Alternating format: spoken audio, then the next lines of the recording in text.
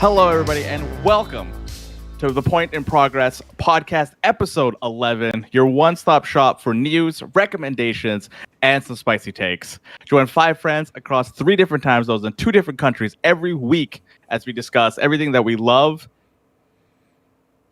while we still think critically of. Oh, you nailed it. You nailed it. You nailed it. It counts. It counts. You nailed it. You nailed it. Good job, Harv. I like blanked out for a second, but you know what? We're rolling with it. We're rolling with it. For housekeeping, guys, this week we hit 150 subs on YouTube, which is crazy. Yes, 150. We're in the 150 club. We're in the 150 club. That's a t-shirt. We're like what? You get a plaque for 100,000, right? Yeah, I think so. Yep. Okay, We're a fraction of the way there. Yeah, we're getting there. You know, we're getting there. Those beautiful voices that you guys hear and see. Those faces that you guys see are all my co-hosts. Let's start with Fee. How are you doing? I am doing great. I'm gonna start off the freaking podcast spicy. I'm so fucking happy this weekend's done. Harv knows from first experience how my week has been going. So I am just living for the weekend right now, guys. What is your break count? How many things have you broken this week? That's true. Oh god. Well, last time I saw it was 4. Do people count? Do people count? Because people count. I mean, he's broken already, so we got. That is true. It's probably a dozen at this point, but we're not going to talk about that. All right, and then right on the other side of Fee, we got Sly. How you doing? Doing all right. How about yourself? I'm doing well. I am in the same boat as Fee right now, where I'm just excited it's the weekend. I don't have to worry about work because waking up 6 a.m. not cool. Not cool. Half the time I come into Discord when Fee's there, I'm just like, I'm so fucking tired right now. It takes me like an hour to wake up. I wonder why, Harv. Could it be the 2-hour outros? I went to bed at midnight last night. I passed out at midnight. That never happens. All right, and then that person that was just talking is Frank. How you doing, Frank? Hello, how's it going? Ladies and gentlemen, the weekend. I'm neither of the above. I'm that. doing that tonight. Don't worry. I'm doing that tonight. That's how I start my Friday streams all the time now. That's how I'm going to do it. With Daniel Craig. Yeah. Daniel Craig sadly announcing the weekend. Love it. You don't have that. It's you're opening, like you have your time down to like 0, and then you have him just say like and the weekend. I don't want it. I cue the actual and then John Cena's theme comes in, and then I'm like, let's go. Dun, dun, dun. Dude, I love that Daniel Craig clip. He just looks so dejected. He's like, I get paid millions of dollars to be on James Bond, and I'm on SNL tonight. Before we get to that, I have 2 thoughts on that. Before we get to that, and the other person, the last but not least, the man on the 1s and 2s, that is Mario. How you doing, man? Hey, how's it going? Is he that dejected? I just thought he was a huge Weekend fan. I guess not. Yeah, that's what I just thought. That's what I thought. I was like, he just seems like a big fan of It's his arm movements. He's like, the weekend. Or he just hates the weekends. He loves the weekdays so much that he loves working so much. Maybe he gets paid on a Tuesday. Yeah, maybe he gets paid. Maybe he gets turned up on a Tuesday. You know, turned up. Yeah, that 007 money. All right. So now we're already in the checkpoint, but I want to ask you guys what you guys have been playing this week. Sly, I'm going to start with you this week. Well, I've been continuing with that twin mirror. I don't really want to talk about it all that much. I'm almost done with it, but not quite. So I want to save that for next week when I have more thoughts on it. So one of the new podcasts I've started listening to this week is called Empty the Queues. It's hosted by Will Williams, who does lots of other awesome podcasts like Valence. And it's basically, there's 4 different tracks going on at the same time. And it's them introducing TV shows to the friends. And so it's talking about like Community and Avatar: The Last Airbender and The Good Place and Beastars, and just introducing them to people who have never seen them. So I've just been listening through that. Has a bunch of awesome people. But yeah, other than Twin Mirror, I haven't really been playing much. Lots of schoolwork.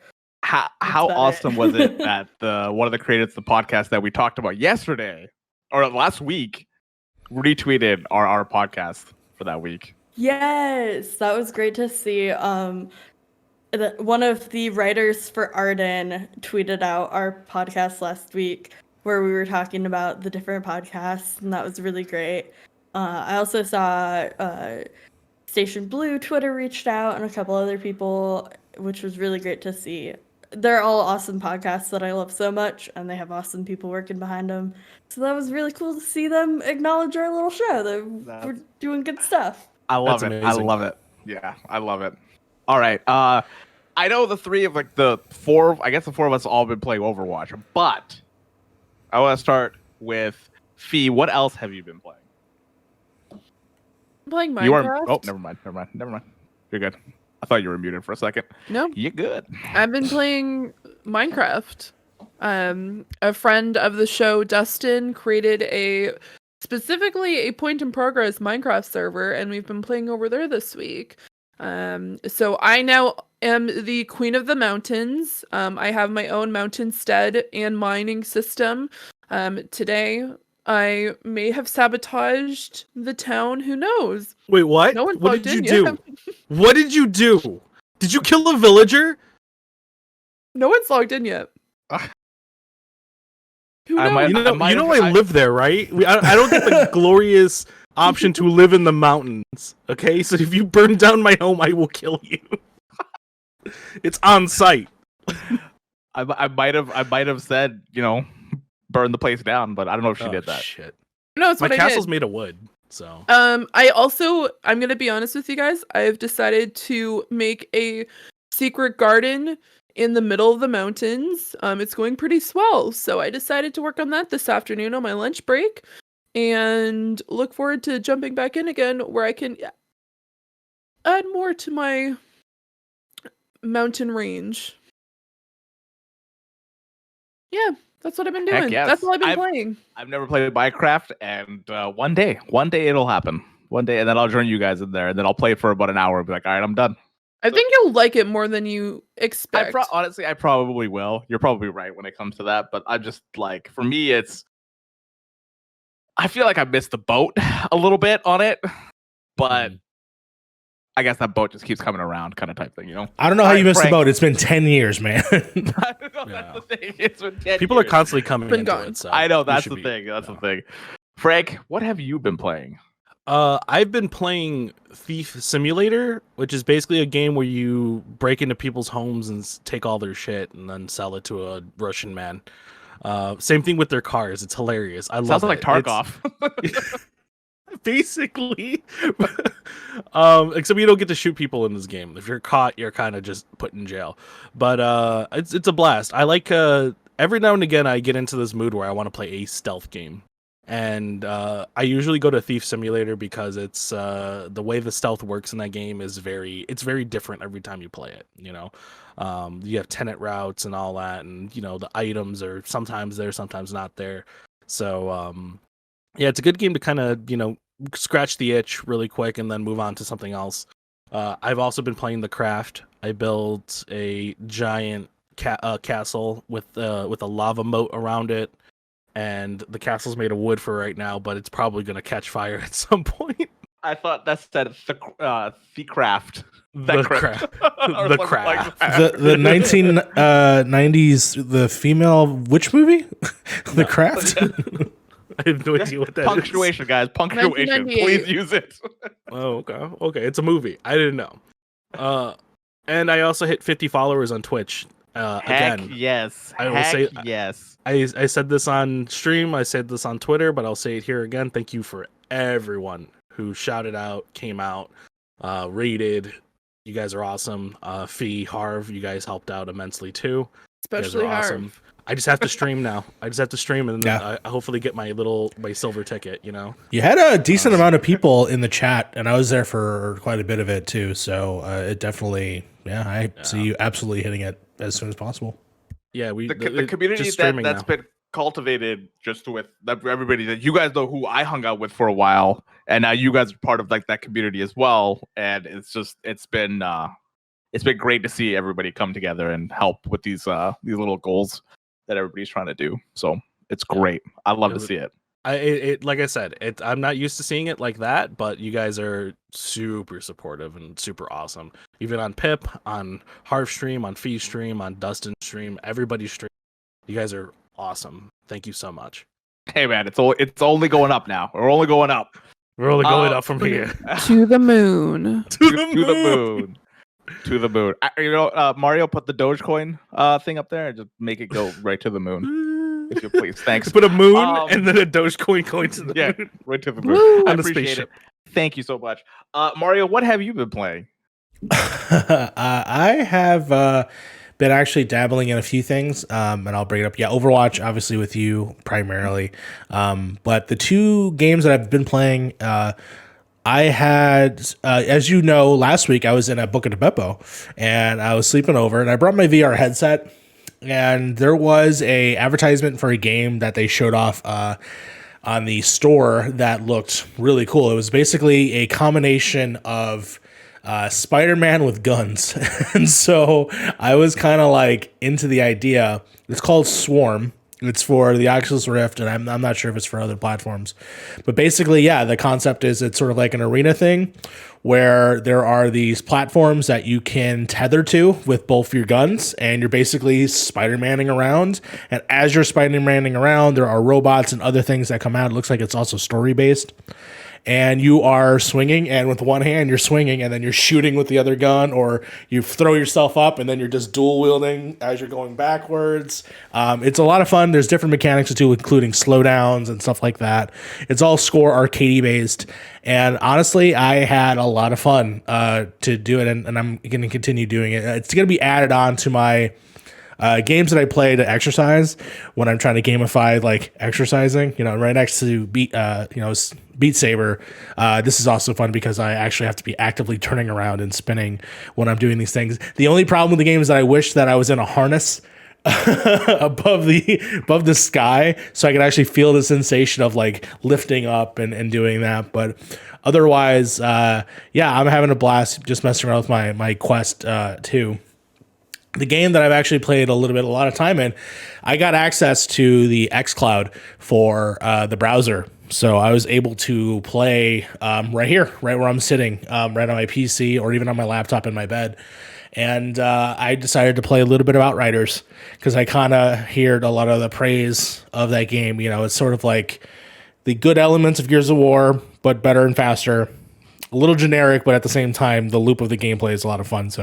And I agree with all those segments. I'm playing as I think it's a technomancer, who the whole deal is they need to be up front when attacking. So you constantly have to like get up in there and like punch people and shotgun them away. Or one of the abilities is crazy. You just throw a line and then their bodies turn into skeletons and they explode. It's so cool. I did ask you, does it run well? Yes, it actually does run pretty well. Specifically, when I play here, I'm hardwired in, and it ran pretty solid. When I was on my laptop, I will say there are times where like there were some laggy moments, and honestly, it could be a combination of things. Specifically, my walls are old as hell, so who knows what's blocking what. But at the same time, just by running it in my bed, it being a third-person shooter, and it was like more lenient, especially with the fact that all I have to do is just get up front and punch people to get health back. It ended up being pretty solid. But the game that I'm excited to start playing and finishing, because I never finished it, is actually Tell Me Why. I'm on the final chapter of Tell Me Why. It's on Game Pass, and I will be finishing it. Gosh. Yeah, so I will be finishing it. We have to talk about it when you finish. Yeah, so it's... I feel my like there has gosh. to be. I feel like there has to be like a spoiler cast between you guys. Oh, yeah. win Oh, that yeah. one. We could I do- would love that. I have so many thoughts and feelings. We'll call it a Don't Nod spoiler cast. It'll be both Twin Mirror, and then we can also talk about Tell Me Why. I'd watch it. So Fuck yeah. that'd be Do fun. it. Yeah, but otherwise, that is it. I'm waiting for my Series S. I got a Series S. I'm just waiting for it. It comes out next Wednesday. Wait, hold on. How long does that come? How long? It was a did you order Walmart. I ordered it a couple like a week ago. No, I ordered it. I ordered it during the Book of Beppo stay. So that? Almost yeah. 2 weeks now at this point. Yeah, I got it at Walmart. They said that it would come at the 28th. So I mean, Oh, okay. so I knew it was going to be late. But we'll see. I'm waiting on Wednesday. Told you. I'm actually hyper glad you brought up cloud gaming because that right now a lot of the big people who are doing like stuff about GPUs or computers or anything like that are 100% recommending that if you have the money for a GPU just to save it. Yeah. Because obviously you can't get one. If you can't get a console, do a cloud service. Especially if you want to play the new games right now, it makes the most sense. It's the cheapest way to do it. It's the most graphically I don't know how to say it, but the most graphically great way to do it. Fidelity wise, yeah, you will get good fidelity graphics out of it, depending on your internet connection, obviously. But if you're at home and you need a computer or you want to play these new games, that is honestly the cheapest and best option to do. Yeah. I'm playing an next-gen game on my PC, which is not that bad of a computer, but still, it still looks pretty solid. And the fact that I don't have to download anything, I can just start instantly playing. And I loaded up Fallout 4, which is a game I haven't touched in years, and it loaded up my save exactly where I left off. And I almost thought about continuing, but I'm not going to. It's funny that we have this conversation, and then Stadia is involved as well with all this stuff, right? Yes. And like, we have the Radiance Stadia Queen with us as well. But the only thing that I kind of wish what Google did is I wish they went the Xbox route first and beta tested it and went through the whole process of like, okay, we're going to do this. We're going to open it with these many people, and then we're going to do this. We're going to do that, instead of just rolling it out and then getting the growing pains of what they're hitting now. Sure. With Stadia, right? Because I feel like Xbox is doing it right. I think that's the way you should be doing it. But I also think in a way that Xbox is learning from what Google did, and especially, and I agree. I think that Google could have taken an extra year and had like a beta test with a bunch of people who signed up. But I also think it was a great opportunity, especially during the pandemic and the lack of GPUs. And then they really showed their true colors when it came to the Cyberpunk release, because it was one of the places to play it. Not only was it available, and when all the consoles were sold out, they were like, hey, you buy this game, you get a free controller and a free a Chromecast Ultra, and then you can get the game that actually works properly on our service. Is there flaws? Absolutely. I'm not going to sit here and be like Stadia is fantastic and there's nothing wrong with it, because there is, but that's also an opportunity to learn, and I think that's what Google's really having to like pull themselves back and try to figure themselves out right now. And I think they're doing the right moves, and for people who want to play Resident Evil 8 next month and they want to have that opportunity, you can buy it on Stadia and get a controller and a Chromecast Ultra for free. Yeah, I don't think Stadia's out of the game. I think we still have a long way, and I think everyone's discounting them out and thinking like, oh, we're gonna sooner or later Google's gonna just give up on their tech. Honestly, this is the idea. I literally just came up the second. I'm like, why wouldn't they just reach out to old publishers like Konami, Capcom, and whoever, and find their back catalog and resurrect it? So you know how we always have these conversations like, why is there no PS2, PS1, PS3 games on PlayStation? I know that we won't necessarily get them, back, but why not bring them back as a cloud service? If it's so hard to emulate this on a hardware, well, people run ROMs all the time, so why not resurrect these games in some aspect?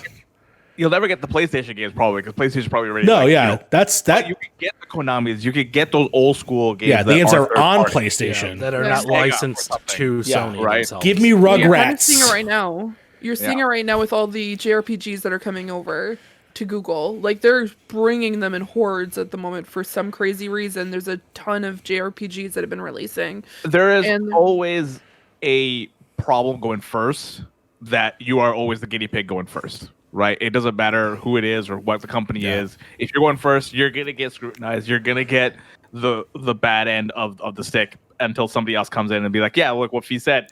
Xbox is learning, like, this is not the way to do it. Maybe we should go this route, right? But Stadia, as much as we all harp on Stadia, the Stadia is actually a really, really good service. It is. That I had so much fun playing Destiny on there.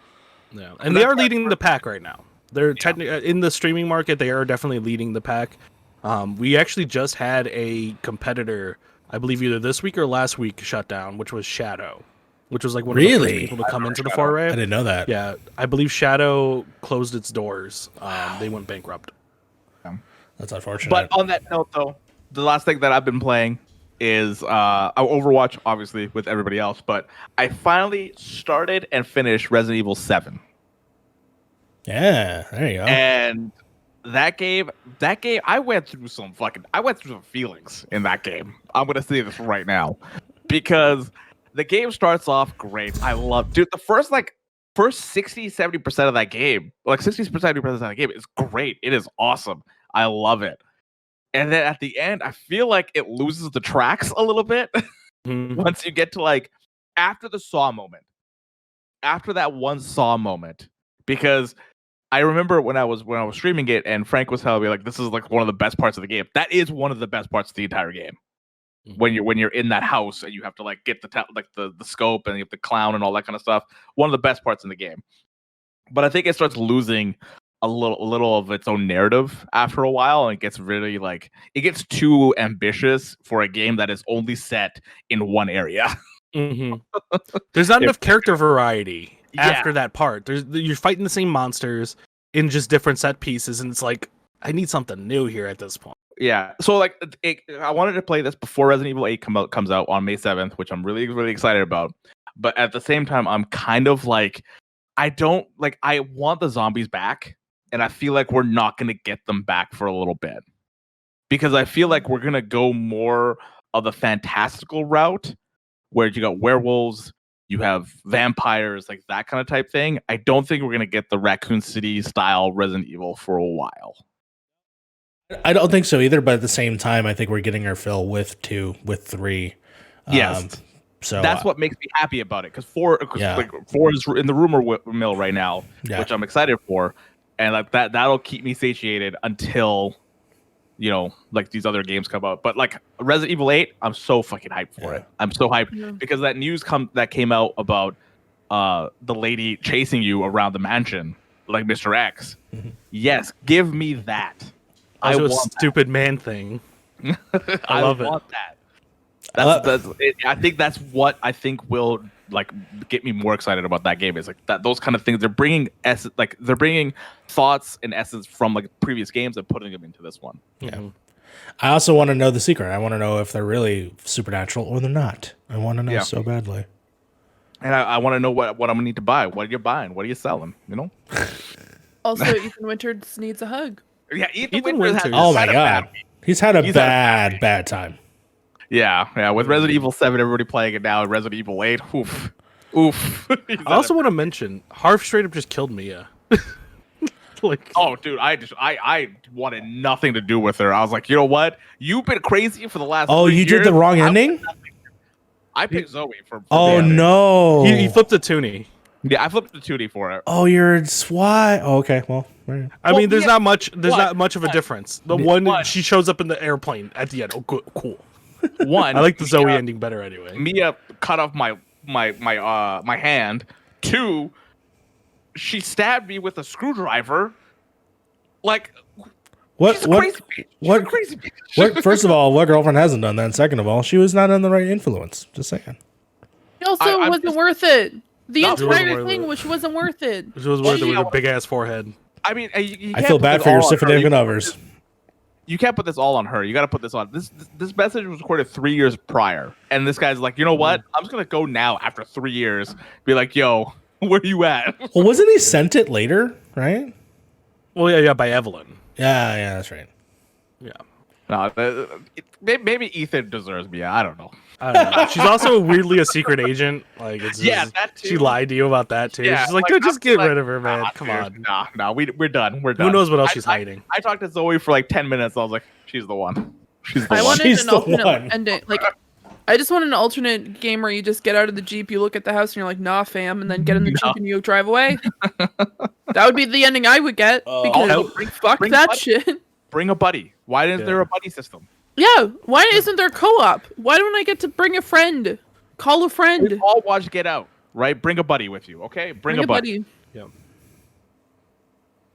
On that note, though, that is the checkpoint. And we're going to roll straight through and give it to Fee for the batch notes.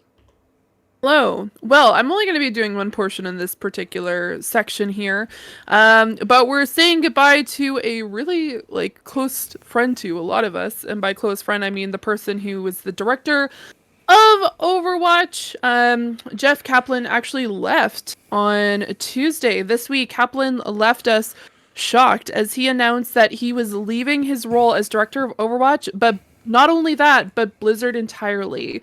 The 19-year Blizzard veteran announced on Tuesday this week that he'll be leaving Blizzard Entertainment, leaving fans of Overwatch series solemn with his positive parting words of optimism of the future. With Overwatch 2 just around the corner, this change was not expected and has left a lot of us concerned for the game's sequel.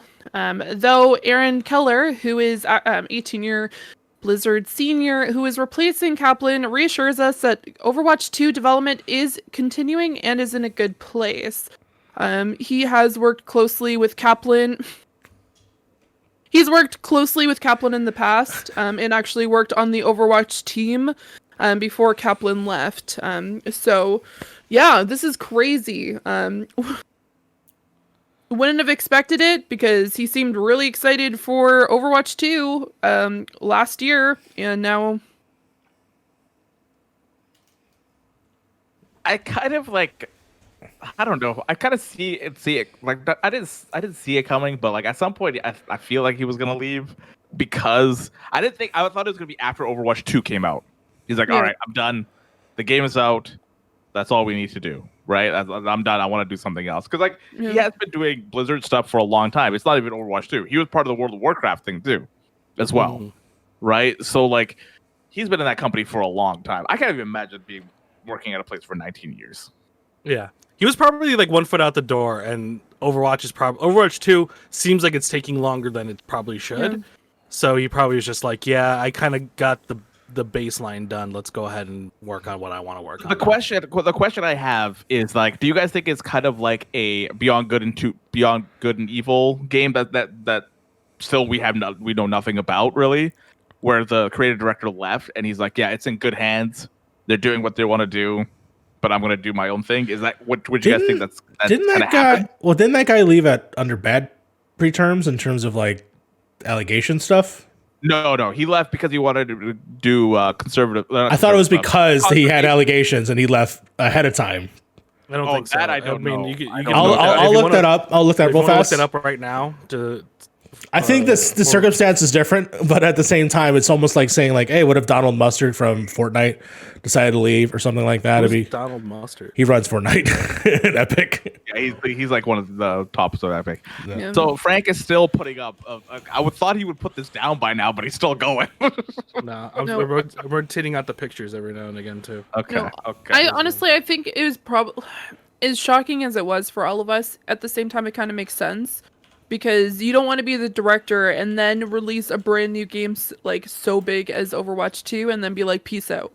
Because that will then make stockholders be like, okay, you just released a game, why are you leaving? Is there problems with it? Like, why, like, is this like due to lack of confidence? So I think this might have been probably the best option because I think there was some news that it wasn't going to be released until at least 2022 at this point. Overwatch 2, at least. So it makes sense to kind of switch directors at this time, though I will admit it is a little bit concerning because they are switching it up. But Jeff seemed relatively like as obviously as professional as you can be when you're leaving a job that you've worked for 19 years. And even left like the ending of his message was like asking the players to keep like to take care of Overwatch. And to continue to play and enjoy the game in the series. Where did Rod Ferguson go? He went Diablo. Never mind. Sorry. He went to, not Rod Ferguson. Who's the guy that, he's at Epic, isn't he? Oh, I thought he went to Diablo. He's at Black Tusk from Gears of War. No, he left Gears of War. He came back. Coalition. Oh, he came back. Yeah, pretty positive. Anyways, I did find the Michael Ansel. He had accusations of toxic management, and then he left the company. So those happened at the same time. But I'll look up Rod Ferguson for you. Sly, I know you don't play Overwatch. Did you delve into like any kind of World of Warcraft kind of type thing either, or is that just like a blind? I've not really been involved with anything Blizzard. not my vibe. No. But honestly, Blizzard isn't. The only thing that I've really like got deep into Blizzard was Warcraft 2. Like that was it. And other than that, like I didn't play Overwatch till this year. World of Warcraft I didn't play till like last year, I think, for the first time, like that kind of type thing. So it's huge, it's massive that that he's leaving. But honestly, I think they just announced Overwatch 2 way too quickly, in my opinion. Yeah, way too quickly. Too many years. I think that people were just running stale, honestly, of Overwatch specifically. So they needed something to propel the reason why you'd want to keep going. And the fact that a lot of the stuff that you play in Overwatch 1 will pretty much carry over, supposedly, in 2.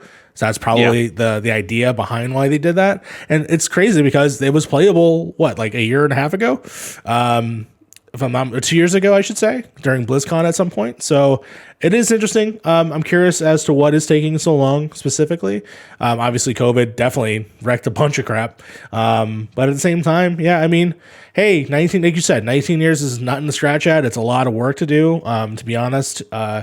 He probably has some aspirations. I think it's great when people who are established and well known for something and then they move on to something else. Like I know that this is not a perfect example, but the people that worked on Infinity Ward for the Modern Warfare games, when they were fired or left Infinity Ward, they went on to do Respawn and Titanfall and ended up doing this whole new thing. So hey, who knows what he's going to end up working on specifically? We'll that see. Reminds me. That reminds me of the people that made Dead Space. Exactly. And then now they're making Calypso, I think it's called, right? Or something like that. Calypso Protocol or something like that? Yeah, Calypso Protocol, yeah. Yeah, and Rod Ferguson is at no source detected at the moment. Yeah, 100%. And Rod Ferguson is now working on Diablo 4. Okay, he is, right? After 1 year. Yeah, so he just left Coalition. Yeah. So yeah, that's it, it's back. I know. I did it for a reason. Continue. Oh, okay. Sorry. We gotta get you a Be Right Back screen. We gotta get the tugboat.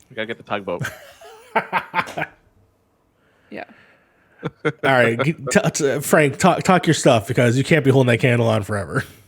I'm gonna miss Jeff Kaplan. He look. There's not a lot Not of dead. No. I mean, listen. If you've ever had to pray to him for a loot box, you understand what I'm doing right now. True. You have to pray for legendaries, for them good skins. Sly, I'm in the same boat as you. I don't know what. Like I just started this like a month ago. I just open up loot boxes and just hope for the best at this point. No, he definitely brought a lot something different to just to like the way devs talk to their fans. I don't know what's going on. Is someone at your door? Mario? What was that? Is someone trying to come out of the fucking wardrobe? What is that?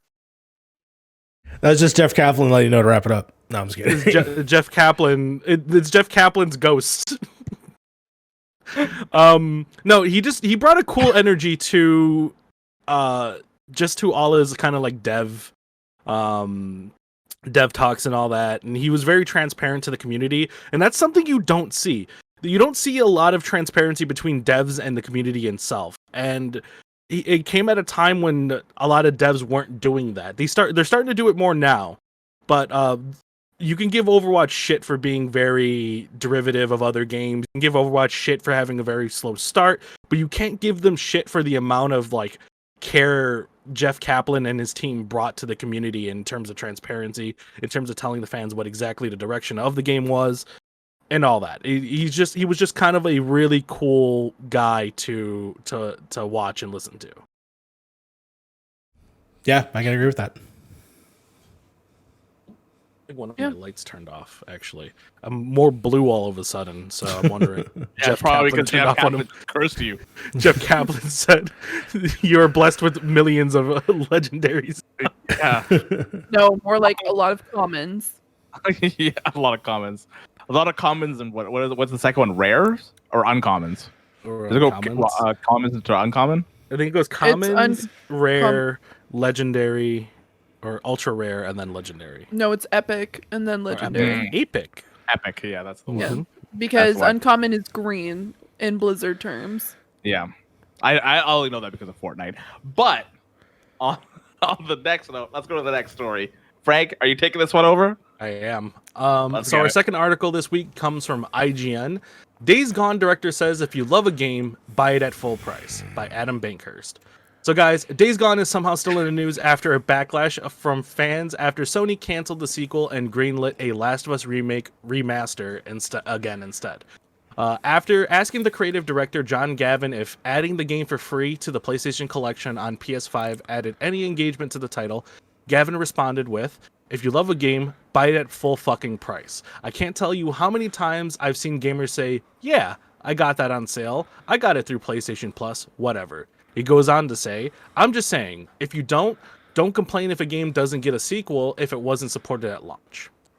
So what do we think, guys? Do we think Gavin is correct in his thinking? Are we kind of somewhere in the middle, or is he just kind of playing out of pocket with this one? This also kind of goes back to my discussion of like devs and talking to their community. It seems like there's a very good riff there. But Sly, I see you have something to say. Go ahead. Before I say anything, I just have to disclaimer, I do have a family member who works at Sony Bend. So take everything I say with a grain of salt, obviously. But like I'm not gonna tone police and say like you shouldn't have said it like that. Like that's what he feels, talk your shit, whatever. But this brings up a really great point about how games are treated by companies and what is important to them in measuring success. And obviously, game companies and, people who are putting money into these games really care about initial, right out the gate performance. And if games aren't supported right away, there's a significantly less chance of them getting follow-ups, additional content, sequels, etc. And that's just how it seems like the industry works right now. So I think he has a pretty fucking valid point saying, hey, like this is how it works. If studios don't see that the game is supported initially, they're gonna scrap any, plans for future stuff. And so like it doesn't matter if you're getting the game for free or getting it on sale or whatever, that's not gonna help us out. Like, it really depends on that initial launch. And honestly, I think that's more of a studio problem than a consumer problem. Like, I mean, I hardly ever buy games in the first weekend it releases. So I'm a broke college student. I feel like feasibly I cannot do that. Yeah. Like, I think the only recent game I've bought, I've even pre-ordered, was the Miles Morales Ultimate Edition. Like that's the only game I've bought like first weekend recently, because I financially not. But it's a really fucking valid point to say studios only really care about how initial performance does. They put a huge weight on critic reception. Like these are the increments they're looking at for those benchmarks of success. And like Days Gone did pretty good in the community sense. Like a lot of people really enjoyed that game and had a lot of great things to say about it, but critically didn't do too hot, didn't do great sales at the initial launch. So, Sony says we're not going to support it. And I can understand if you like really love this game and have put so much time and work into creating this like universe and want to do more in it, that'd be really frustrating. Yeah. And we can't forget too, you mentioned some of the issues that Days Gone had. We can't forget that Days Gone also had in terms of the amount of glitches, the amount of just kind of weird. At this point now, everybody's launch is like this type of thing, and we'll get back to that later. But yeah, you're right. There's a lot of definite like. I understand one side, and I definitely understand. Yeah, I'm not saying Days Gone's a perfect game by any means, but you can't buy something or get something for free and then complain that it's not getting a sequel to the people who want to give you a sequel. The game is perfect, and I agree with you, Sly. I 100% agree with you when it comes to that, because like a lot of people's stuff is measured in the first month that the game is out, right? But Mario, what do you think? What do you think about this? I do have a lot to say because I got involved with the interviewer of this Oh story. yes, I remember this. But I'll say right now. Oh, that's right. I'll say right now. His phrasing may be not, what he meant to say, but I have a total disagreement if his phrasing. If you love a game, buy it at full fucking price. Well, how the fuck do I know if I love this game if I'm going to spend the money on it? Not to mention the fact that your game, when it came out, seemed very derivative of another popular series that is very similar. I digress from that. Shoot your shit, say what you gotta say. That is fine, okay? But at the same time, if I don't know I love your game and I'm not going to spend the $60, I don't think I should definitely be yelled at for getting it on PS Plus, because supposedly some of that cost is also going back to you because of PS Plus. So if you're not getting a sequel, shit happens. That's fine. He left his company because he was fired for being not that great of a person. So for him to come out and start talking shit, specifically on a specific person's YouTube channel, who honestly was riling up the story and causing trouble with another person that I don't necessarily like. Hi, Jason. How you doing? Yeah, I just find some of the things said were just kind of shit. But at the same time, I totally understand when it comes to a game that I do care about, and I don't put my money down where I say, like, if the next Spider-Man game doesn't do well because I decided I couldn't do it, I get that. But at the same time, you're right. Sometimes we just don't have the money right up front. It's $70. You're raising the price of these games now. So it's just like, there's a lot to unpack here that is, shit on all sides. But at the same time, games are games. Games are going to be made. I think without the individual choice, and I think the choice is on you specifically as the consumer. I think it's on the people deciding these things, like Sony. Like, you know what? Critical reception, not that great. Consumer reception, actually very positive. Very people actually enjoy this game. I remember when I wrote a tweet about how, like, after I read this or whatever, I was like, I'm not going to play the game anymore, even if I got it for free. Or I've actually ended up paying for it. I bought it a discount a couple months ago, and I was like, all right, cool. I'm going to reinstall it just to get back in the conversation. This came out, and I was like, I'm not going to do it. So many people were like, hey, Mario, no, give it a chance. It's really good. They really, really enjoy it. And, I'm glad that those people are out there. But again, if it's not for me, it's just not for me. Just want to clarify, I am by no means supporting him. What was said in that interview? No. For sure. I think the interview was not good. The way he phrased things was not good. But I get the sentiment, and that's all I'll definitely touch on that. I'm not gonna go to bat for him. No, I loved everything that you said, because I actually agreed with how you presented it, not how he did. Frank, you were gonna say something? Yeah, so I mean, I try to look at all these kind of situations in lights, right? And I definitely see where he's coming from as this is his baby, and to see it not get a sequel, to see people play it for free, to see, like, I could see where he's maybe coming from, or like, yeah, as like someone who, like, as someone who creates that stuff, it can have a little bit of assault, to it. However, I want to say that I don't agree with, if you enjoy a game to buy, like, if you love a game, buy it at launch. The thing about buying games at launch right now is a lot of the games that are coming out are not, what's the word for it? They're not ready for launch. There's going to be a lot of growing pains. There's a lot of glitches. There's a lot of it's a mess. Yeah, and to expect somebody to pay $70 to beta test your game for you is out fucking outrageous. If I'm paying $70 for a game, I want that game to be a seamless experience, right? And if you can't deliver a seamless experience, then I will wait until your game is a seamless experience. And if unfortunately your game is now $70 by the time that happens, that's on you as a developer. Mm-hmm. I'm sorry to say. I understand there's business on the back end that may force you to release a game that is not ready. I understand there's time constraints. I understand all that stuff.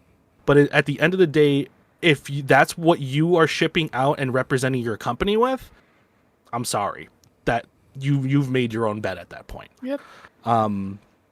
On a side note, I didn't really like Days Gone. I mean, personally, I didn't really care if it got a sequel or not. It felt like it wanted to be a game that wanted to be everything. It wanted to be like a Last of Us type game. It wanted to be open world. It wanted to have zombies. It wanted to have combat. It wanted to have this and that, and it did none of those well. So you're saying it's like a jack of all trades, not master of none kind of type Exactly. thing. Yeah, okay. and plus the game is too long. Like, I hate to say that, but like that game has like 5 different parts where you're like, okay, I guess we're getting to the end, and then it like goes on for another like 12 hours, and I'm like, dude, this story is way too overblown at this point. Like, you destroy like 5 communities by the end of the game. It's like you've traveled all around Oregon at that point. It's like, come on, all right, we could save a little bit of this for a sequel. I will just to chime in just for a second. I think Sony Ben's great. I actually really liked their Vita games that they produced, and I'm excited to see what the next project they work on. Go ahead and continue. Yeah. But don't keep going, Frank. Yeah, but like I do understand in a way, even though he's a little out of pocket for the way he said it. I do understand maybe the sentiment of somebody who is building something for everybody to enjoy, and then those people then either shitting on it, B, all of a sudden, and I've had this same feeling with Titanfall. Because all of a sudden, everybody's a Titanfall fan, but nobody was a Titanfall fan when Titanfall 2 needed there to be fans, right? I don't know if that's fair, though, because that is 100% fair. Because that launched right next to a Battlefield game for no fucking reason. But everybody who liked Titanfall bought the game. Yeah, but still, did they not? If there was a chance to have them separate, maybe there would have been like, apples and oranges. It's a bad time. They're just a really weak time to release 2 games that's so close together like that. Next to Call of Duty, which was literally a month later. But what I'm saying is I do understand the sentiment from that guy who was just like, we built this game, people liked it at the time, we had reviews, we had differing reviews, and then all of a sudden it's free, and everybody's like, this is the greatest game in the world. They're acting like it's the second coming of Jesus all of a sudden. It's like, I can see where he's like, okay, if you guys really enjoyed this, like, where were you at launch? I mean, like, I can understand that feeling. We needed it. Like, yeah. Even though I don't agree with him, I understand the feeling. Exactly. I would not agree with how that interview went down, what was said, but I get the sentiment, and it has some merits. Fee, what are you thinking?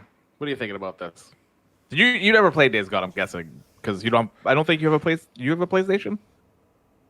June 13th, 2016. That game was announced at E3. Yeah. And that day, I put my foot down and said, this is not going to be a good experience.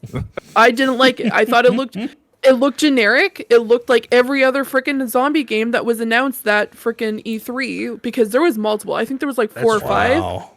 And so at that time, I'm like, you know what? This seems, and I'm no offense to Ben, it seemed generic to me.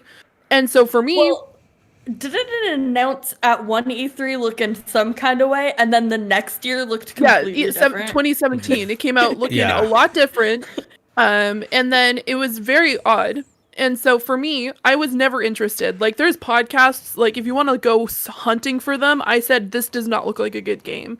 And then when it released, I heard some people were like, it almost became like a cult classic very quickly, where if you loved it, you loved it, and then if you didn't like it, you just didn't play it. It just didn't, because there's so many other zombie games. And then seeing this, we've seen in the past, especially over the past year, what fans can do by their excitement for games. And them saying like, hey, Days Gone isn't going to get a second game. You could have seen maybe not in the next year or so, they might be able to release a Days Gone 2 later on because of the hype that people might have. And like the excitement, and maybe people will start buying it again. However, that bridge that you had and potential, you burned it when you decided to go off on people. Because one, dude, not the play. Don't. Literally, you need to realize a lot of people who are playing your games are people who don't have the funding, especially during a global pandemic. You decide to like start snapping at people getting free games and discounted games. Get over yourself. I imagine you've done the same thing, dude. Like, I thought this was really disgusting for him. Like, I understand the testament. I understand why he's upset. but I think this was 100% not the play. And there's a reason why he doesn't have a job at that particular place now, because of how he acted. And not just in this particular interview, but in other actions that he's taken. I wasn't particularly thrilled when I saw what he said, because as a gamer who has gone through a significant amount of like not being able to get games I want to play, or have the ability to even buy new games, and for the longest time I played the same game for forever, that kind of snapping at the people who, God forbid, don't have the ability to buy your game at, like, in Canada, you're looking at like $80. Now if not it's 90. Now it's 100. It's now 100. If I want to buy Days Gone 2 in an alternate dimension when you actually got a sequel, it's going to be $100. And if I want to get the Ultimate Edition, you're looking at 130. So that's a lot of money. And a lot of the people who really enjoy your content with everything you have to do right now. Frank is now having he has No, an envelope that says Tokyo. I gotta teach you how to do virtual cameras so that way you could just put it on your camera. I honestly, when I saw him post that, and I don't know, I think I was talking to Harv at the time, I was just like, that's not okay. That's really shitty. Like, I get you're mad, but don't take it out on the people who spent at least some money on your game. And just because it was on PS Plus, you still get money, dude. Like, yeah. It's on people, PS Plus and and that collection as well. It's on both of those. It gets people who may not have been interested, such as myself. Maybe I decided to say, you know what, I'm going to give this the benefit of the doubt. I didn't give it the benefit 6 years ago. I'm going to try it now. No. And it's coming out on PC. Anymore. It's coming on PC soon. Well, no. And then So- to top it off, it's just like, as somebody who supported your game at launch, you fucking burned me because the game didn't fucking work. Like, I supported your game at launch. I bought it at launch, and it didn't work. There's small indie games or games that like don't have a huge following that are getting sequels. I'm a huge fan of the XCOM series. Do you know how many XCOM games there are? A lot. Enough to continue. There are a lot. Yeah. There was one that was released last year. Did anyone know about it? Only me, probably, because I'm the only one who I know who I talk to play games. So there's a few people who play them as well, but there's things like that. There's just like, you had your community and now you've just spit in their face by doing something like that. And I hope you can sleep well at night. You probably got a good pension. My thinking is probably like a lot different from your guys' thinking, where I completely agree with Fee, where like he probably shouldn't have said that. And then what Sly said, the sentiment is there, but he just worded it terribly. And there's a reason why he's not at that company anymore. But my reasoning is the game itself, what they pitched for Days Gone 2 didn't look good. Like, that didn't sound good. Mm-hmm. Pitch an open world, like I wish they would just pitch an open world game, a sequel instead of a shared world experience with other people where you have a co-op thing. Just give me an open world game. Just what you guys did before, just do that again. Yeah. And just make like refinements to that. So I think like maybe one of the reasons, like this is kind of what I think is like one of the reasons they probably canceled it is because they tried to do that to that game, and they're like, you guys don't have like one, you probably don't have the pedigree to do that, and that this is this game is an open world game where you guys have experience now in an open world game. Make a game like that instead of making something that's more online based. Mm-hmm. That's kind of like where like I played Days Gone. I thought it was good. It was decent, not great. Like you guys have all been saying, it's a generic game. To be 1000% is a generic kind of game. Yeah. Right. Yeah, they pitched State of Decay 3 technically. Yeah, but like I don't think they like if you're making a sequel, make the same game, but make it better. But don't like then you're just swerving into a whole different nest of other things now at this point. Mm-hmm. Where I feel like maybe you should just do that with a new IP or a new kind of game, right?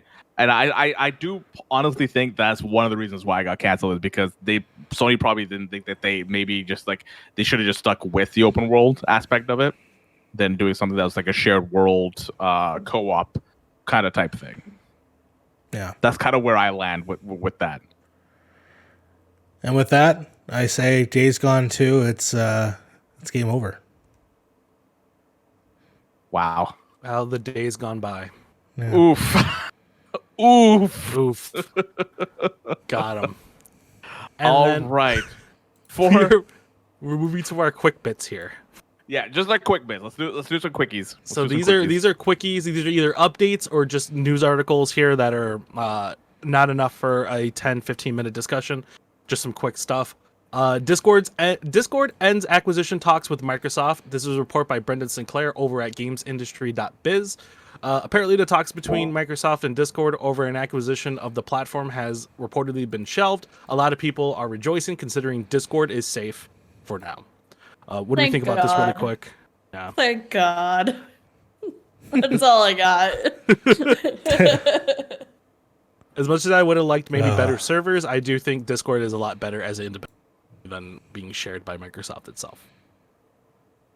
Yeah. Any other thoughts on this? I to be honest, part of me was like, was curious of what it would look like, especially if it did meaning no more of this nitro bullshit, because I don't like it.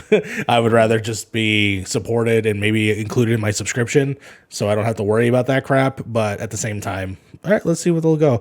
However, the route they got to make money, right? Discord's got to make money. No, totally. But supposedly the route that they might be going is to be being open on the stock market, and that's kind of like another possibility that things should go bad. So either way, they're risking it for the biscuit. So good for them. I mean, but the thing is, like, you're a growing company, you kind of have to go one route or the other at this point. It's either you go public or you get bought out by somebody else. That's really where you're at. Fair enough. But 10 million, was it 10 billion was what I was hearing? Like something like that, yeah. Which is crazy. It's worth more than Bethesda. That's what I was saying. And Star Wars combined, I think. Yes. Yeah. So let's put that into a little perspective right there. What Discord and that's pandemic expense or inflation. That's pandemic inflation. Yeah, right there for sure. All right, what's the next quickie thing, Frank? What do you got? This next quickie comes from Kotaku's Brian Ashcraft. You don't want Resident Evil Village's tall vampire lady to step on your face. Listen, Brian, I do whatever the fuck I want. Yeah, don't tell me what I want, Brian. All right, I want what I want. And you want what you want, but don't tell me what. Let me be gay. Thank you. Next. I'm actually going to give this one to either Harv or Fee, whichever you guys want to take, because this is more for you guys. Fee? Hi. How's it going, guys? The Crown's Olivia Coleman and Game of Thrones star Emilia Clarke in talks to join Marvel's Secret Invasion. I'm really excited for this. If you're not familiar with Olivia Coleman, she was in Olivia Clarke. Emilia Clarke. Olivia Coleman. Emilia Clarke. Sorry, Emilia. Oh, Olivia no, Coleman? never mind. There's two of them. There's two people. I messed up. I read the first name. That's my bad. That one's on me. I'll take that. I almost did the same thing too. Yeah. Olivia Coleman was the second queen in the series The Crown, and she also was, I believe, in Hot Fuzz. Yes. She is an absolutely fabulous actress, and if she does end up in Secret Invasion, then I'm super looking forward to it. And if Emilia Clarke also joins, then that is a power duo that would be joining into the MCU universe. What's up? Question: What's Secret Invasion? So Secret Invasion, the Skrulls. We don't know. We don't know because there's some other stuff going on now. Once you finish Falcon and Winter Soldier, I won't spoil it.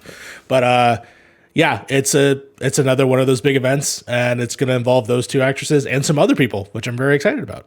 But yeah, I just want to say I just googled Olivia Coleman. She's in a lot of stuff. If you yeah. But I always said Hot Fuzz. Like, who is she in Hot Fuzz? She's makes sense now. So great. Makes in sense. That movie. So great. So good. Yeah. I love it. Yeah. She's absolutely fabulous. Also, if you haven't watched The Queen, that is. I got through 2 episodes of it so far. I need to finish because I loved it. I just haven't gotten to it to like finish it. Yeah. Harv, you need to watch it. And it's a British thing, a British drama. Let's go, right? Let's go. Also, Down we Abbey, mentioned slide, Canada down every Abbey, so let's often. go. They got the second movie coming out. They got the Christmas movie coming out soon for Downton Abbey. My heart. And I'm really, really excited. My little gay heart. I'm so excited. Anyways, I'm excited. That was a quick news. Yep. And we have one final actual article here. This article comes from IGN. Star Wars Knights of the Old Republic remake reportedly coming from Port Studio Aspyr. by Jordan Alleman. So a remake of the 2003 classic is reported by Jason Schreier to be in the works by Schreier by Studio Aspyr. Originally thought to be a straight port, Bloomberg reports that they are looking at the project to be more of a remake than port. I know some of us have some history with Knights of the Old Republic and BioWare. Are we excited that we're getting a remake of the classic, or would you rather have a proper damn sequel already? Fucking remake it. Give me new games. Remake it as a new game. Give me a new fucking game already. No, remake it as a new game. Because make it part of the canon, like officially. You know, like everyone's like, oh, you're not a real Star Wars fan if you know who fucking Revan is. Well, first of all, fuck that guy, whoever that was, if you saw that trending on the internet. But yeah, why not? Fucking remake it, retell the story of Revan, make it part of the universe. You know, every piece of media now is part of this so-called fucking universe. Why not? Fuck it. Fuck it. You look like you got thoughts. You look like you got thoughts. Yeah, do you? No. Look, For you think me, pretty hard, it's though. like I love this game. It's a great game. Old Republic, I loved it, and I'm just like, if you guys make a remake of it, that's fine. If you guys make a whole different game that has this kind of essence to it, I'm more fine with the latter than I am with the former. But honestly, I'm okay with it. I love this game. This is a great game. Yeah, I feel like a lot of people need to experience this kind of game. But Yeah. I'd rather them create something new to bring out to the new audience that has the DNA of what this game has. Mhm. That is what I want more than anything else. Exactly. Yeah, Even just I give me a think new James Gunn story said in that something. style, right? Yeah, exactly. A new story in that style is perfect. Well, at the same time, like this is now, I guess the High Republic era, right? Where there's these I think that's series. been canceled. No, there's books. They're out. But whatever, Yeah, whatever they're it out. is, Anyways, it would be Whatever it set in is. that timeline. So that's considered yeah. like the oldest republic so far. Oh, I thought they were making like a series or something like that. No, it's a series of books. So this is where theoretically this would be taking place. This would be new stories within that time frame. So that's why I'm saying, like, if you're going to remake the game, it would probably make sense to then, this is your chance to reincorporate all of this Revan stuff into it. Now, granted, you don't have to be playing Revan as you were in the original game. It could be revolving around this person in some other way. But this is a new way to tell a new story that still allows you to bring in that old canon. Very similar to how they do Thrawn in Rebels, right? There was the original trilogy that had the Thrawn trilogy, whatever it's called. So, but they ended up incorporating it in the Rebels into a whole new story, which will now lead into future stories with Ahsoka Tano and her show. So yeah, I mean, this is your chance to put in all that lore that they're setting up in these like comic books and novels and really incorporating it into the world. 100%. Yeah, I mean, I'd rather prefer a brand new game, but I mean, if you can capture like what those fun, then by all means try it. I know James Gunn before this got announced, went on Twitter and announced that Knights of the Old Republic is the best game ever made. Yeah, And then people are like, "Would you make a movie for Disney?" Just go back and play it. He's like, "Not all games need to be made into a movie to be recognized. Go play it." I was like, you know what? That's a great way of looking at it. Yeah, that's why I go more with the latter than I do with the former. It's like make something new, but with a new story, but with like that DNA. You're gonna piss people off. They're like, well, why don't you just make the old game? But it's like, old game's old, dude. Play the old game. I don't get the I don't get the sentiment. Yeah, I don't get the sentiment of like. A lot of people talk about this with Final Fantasy VII Remake that came out. Yeah. Where people are like, I know that's a different case though. but like they're like, I can't believe like this happened and this happened. It's like if you want the old experience for Final Fantasy VII, yeah, it's there. that I agree with you. It's there. Yeah. It's Final available. Fantasy Play VII it. is there. Yeah. It's on like all platforms that you could think of. It is there. Yeah, well, like in that case with Final Fantasy, the remake and the original, they are two existing games that exist in their own way. When it comes to remake like Resident Evil, you have the original PlayStation 1 game, and then you have the remake. I feel like those are two different entities, and it just depends on, how you want to experience that story. I think a lot of people pretty much prefer the remake, if I'm not mistaken. Yeah, tank controls, rip those, screw those, Right? get them out of here. We don't want any of that. No, 100%. And I think that's just the way how this could be improved. It could be the Resident Evil remake of Old Republic, set in this new era that they've decided on. But yeah, I don't know. I mean, either way, I'll go. I love that game. I just give me a Mass Effect Star Wars game. That's all I want. Right? I just want a Mass Effect Star Wars game. That's what Bounty Hunter Mass Effect Star Wars game. You know, just give me what I want. Honestly. Give me what I want. All right, for our V, do you want to say anything about this? No. Not Go at all. I didn't want to forget you All right. again this week. All right, we're gonna do our final segment. Right, we're gonna go right into hot takes. We're gonna have to push future questions till next week. But for now, let's do some hot takes. I'm gonna throw it to Fee for the hot takes. Oh, What kind of shit can you boil up right now that's gonna piss people off? well, Let's go. I mean, how much time do we have? So Spill the okay. tea. Oh my god. You know what? Here's some tea.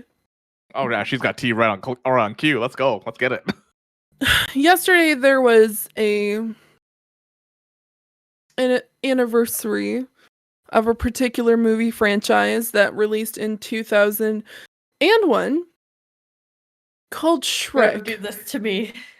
Don't And do I'm this gonna be to straight up me. honest with you. Fuck Shrek. Fuck the entire series. Jesus. Fuck Shrek on Ice. Fuck Broadway Shrek. Fuck Oh. you. I have reasons. As you guys may or may not know, my name is Fiona. What name in that movie is used? Shrek. Fiona. As Princess Fiona. How many fucking times as a kid I was asked, oh, where's Shrek? Oh, where's Donkey? Oh, where's the gingerbread man? Like, no. Fuck that. I don't like it. And so ever Nice since try. then, Nice try. good try. Good try. I don't like it. And I understand a lot of people love it. They adore it. Shrek's like the best piece of like cinema since who knows what. No, it is terrible. I hate it. I don't like it. And honestly, Jesus Christ. you're gonna have to deal with it. You know what, Fee? One thing Go I want ahead, to stop Harv. you is Talk your one thing shit. I want to Actually, one here. thing I want to stop. It's not the best piece of cinema. Like it is not at all. It is far back from the best part. Okay, of now you're out of cinema. pocket. But I'm gonna let Frank talk about his things that he wants to talk about. But I do Yeah. want to say a couple of things that are gonna blow your guys' minds. By the way, Okay, but I'm gonna be dead ass right here. Shrek is love. Shrek is life. Boo fucking hoofy. All right. I had to deal with. You know what I had to deal with? My name's Frank. I had to deal with being called a turtle. All right. Remember Franklin the turtle? Yeah. You know, we all had to deal with the Mario. Probably had it worse than me. His name's after a fucking plumber. It's fucking true. You know what I mean? How many times did somebody say Mario, Super Mario over here? It's true. It's not lying. You know. Wait, where's your brother You Luigi? don't see us condemning. I mean, I condemn Franklin the turtle, but I don't see Mario not playing. I condemn Franklin the turtle. Yeah, fuck that As- turtle, man. I'll make I- turtle soup out of his bitch ass. I will say, as a brown kid and that has a very a brown name, I'm okay with it because I didn't. There's nothing about me in any kind of social or any kind of like movie or anything, so I'm good. Well, no, like when my mom gave me my name, shocker, it's Scottish because my entire family is Scottish and Irish. Like my mom thought, like, you know what, it's unique. It'll be great. This will be a great name. And then like the second I turned, like I remember when it like was released. I was at basketball camp on the weekend and someone mentioned, "Hey, your name's in a movie." And I'm like, "What is this movie?" And they're like, "It's a movie called Shrek. There is a girl and her name's Fiona and she's an ogre." And I'm like, "Great." And so from like point that until like who knows when, the amount of times that like people have specifically called me Princess Fiona and then like made jokes about like the series, and then sometimes, unfortunately, since I was a tall, nerdy, quiet art kid, I was called an ogre, and so I'm like, you know what? Fuck this. Just I'm sorry. It all sounds like the only problem you have with this is because it affected your life and nothing to do with the content of Shrek at all. That's what. I'm just saying. Give me that way. Hear me out. Yeah, The story of Shrek is fun. It's entertaining. It's great. The musical, amazing. Sutton Foster is the love of my life. Look at that woman. Gorgeous. I'm just saying, there's some good shit there, and just because it affected your life doesn't mean that all of Shrek is shit. Guess One what? thing, It's one my thing hot I will take. say. One thing I will say. Shrek 2 and 3, not great movies. Not great movies. What about Shrek 4 and 1? 5? I don't even know those even existed, if I'm being Yep. completely honest. 4 and 5. Do you want to go with the holiday sequels as well? Because that's a whole Wow, other you thing know- you could talk about. You know a lot about this. Yeah, because I've been referenced them multiple times, Mario. God damn. But I will say, I want to blow your guys' mind. So okay, so this movie came out 20 years ago, right? Yeah. Damn, The 20 funny years thing ago. is that people that are like I would say maybe like 17 years old or something like that only know Smash Mouth because of Shrek. Oh. And they don't know that Smash Mouth was an actual band. Yeah, I mean, I would Well- definitely agree with that. Yeah, I was going to go a step further. My only comment about this is everyone attributes Smash Mouth's All-Star to this movie when really it was made for the Mystery Men movie, which the music video is based on. Yeah. And that pisses me The off. Fucking Exactly. weird Ben Stiller superhero movie. That movie is all- fucking awesome, and it's on It's HBO. all attributed to Shrek now. And I feel like that's a disservice to Smash Mouth. It is a disservice to the music that they made. And it is egregious that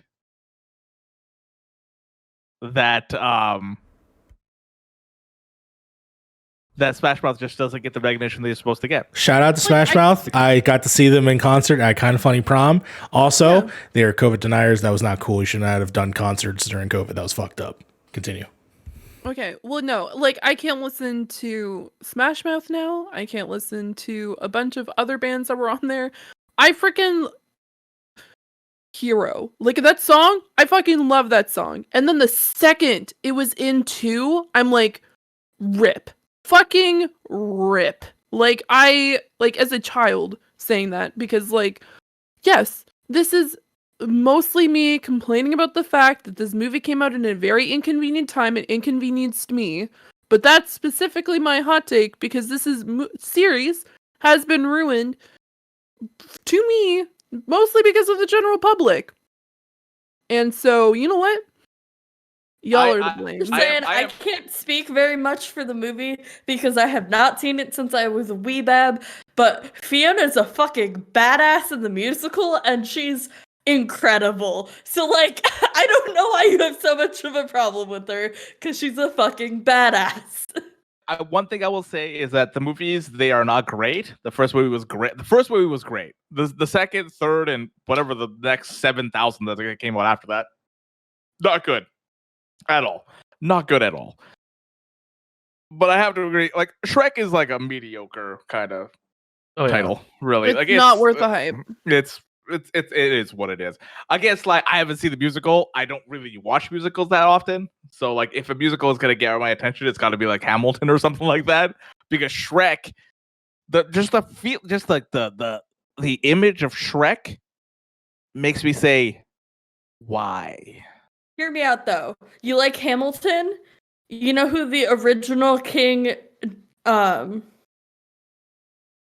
was in Hamilton? King- Brian Darcy James. You know who the original Shrek was? Brian Darcy James. Bam, now you should watch Shrek, the musical.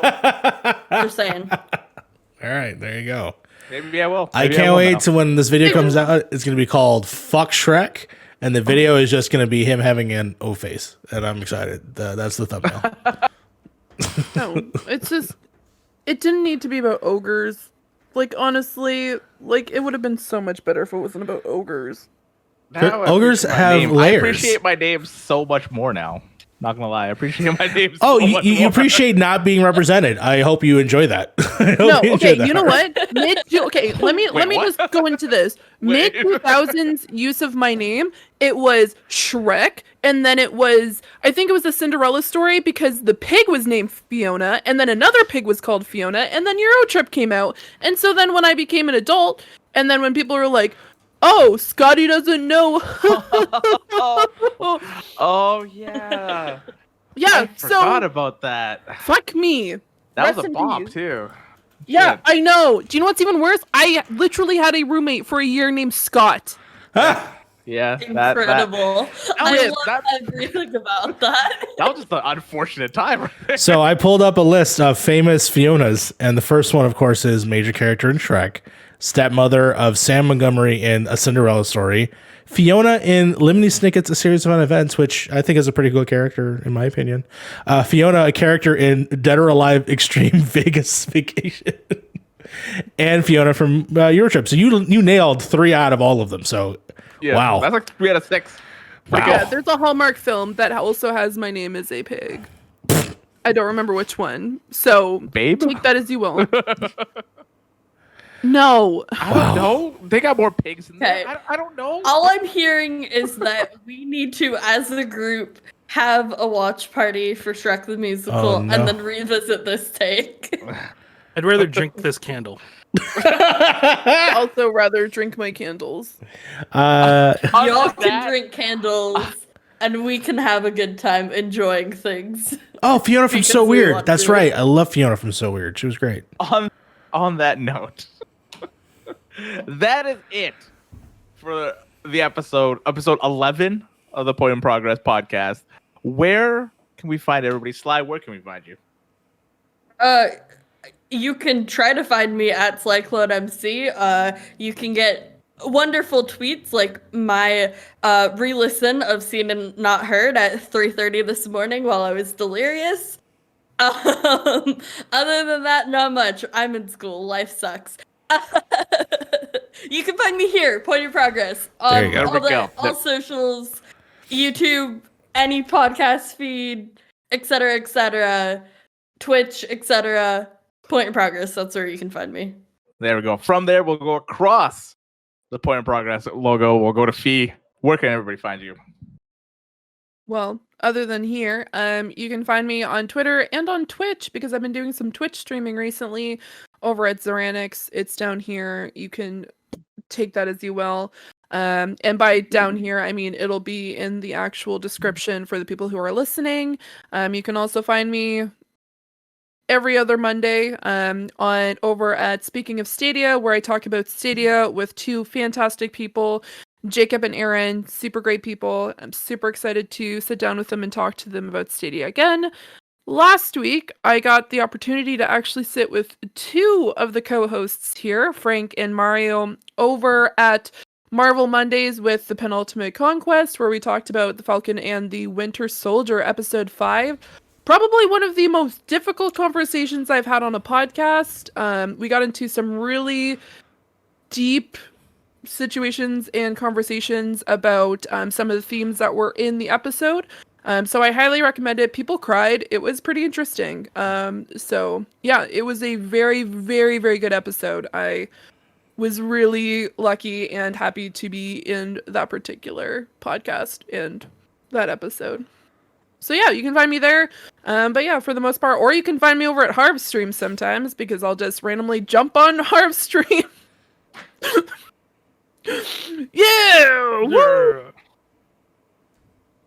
On that note, yes, you can find me on stream, but I'm gonna go last. All right, I'm gonna go last on this one. So we're gonna go down right below your downstairs neighbor in your basement right now. We're gonna go to Frank. Where can It's everybody find you? Pretty swanky basement, actually. You can find me and my cat at Twitch, twitch.tv/Kestrel1A, where I will now be streaming Mondays, Wednesdays, and I haven't thought about the third day yet, so that's kind of up in the air.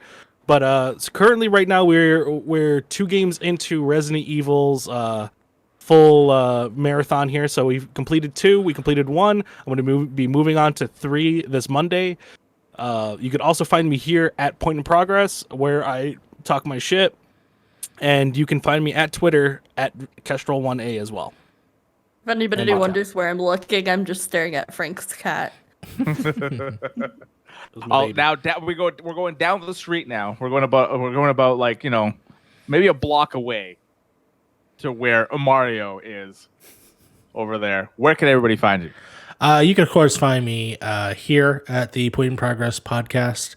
Of course, you can also find me. Actually, I posted a video today at my YouTube at youtube.com/thatMarioRivera where I did a review of the new Mortal Kombat movie. I watched it at... I want nothing.